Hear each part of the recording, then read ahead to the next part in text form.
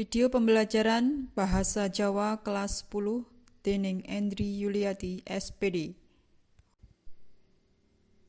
Artikel.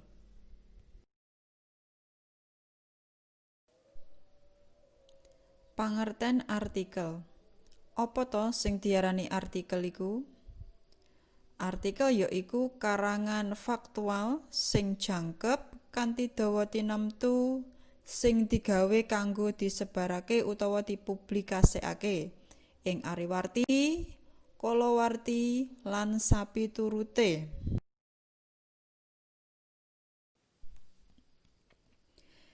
Dene struktur artikel iku ana papat, yaiku sing nomor 1 judul, sing nomor 2 pambuka, nomor 3 isi, lan nomor 4 panutup.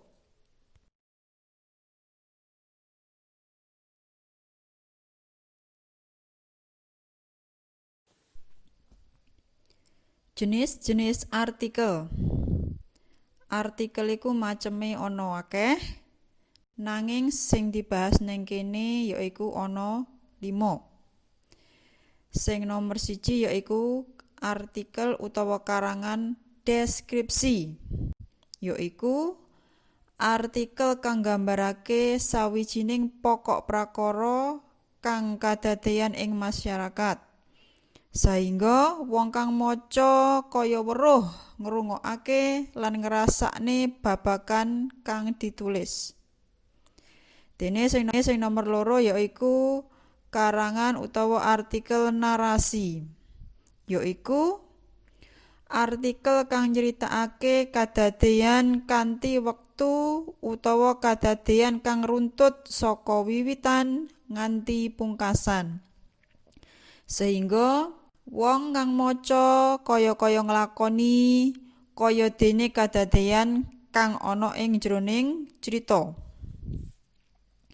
Sing nomor 3 yaiku persuasi, yaiku artikel kang isine ngajak pamaca supaya nglakoni apa kang dikandhakake. Nomor 4 karangan eksposisi, yaiku karangan utawa artikel kang njlentrehake sawijining topik kanggo nambahi ilmu pamaca. Sing nomor 5 yaiku argumentasi, karangan utawa artikel kanggo mbuktekake kebenaran utawa pendapate salah sawijining wong.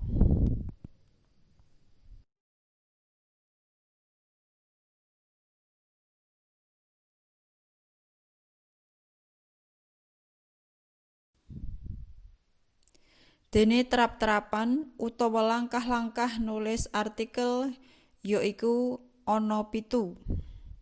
Sing nomor 1 nemtokake topik, tema lan tujuane nulis artikel. Sing nomor 2 ngrumusake ira-iraan utawa judul.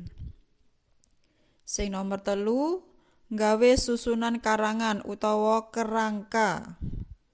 Sing nomor 4 nglumpukake data. Nomor 5 ngembangake kerangka karangan. Sing nomor 6 yaiku panutup lan kesimpulan. Dene sing nomor 7 sing terakhir yaiku nyempurnakake artikel kuwi mau.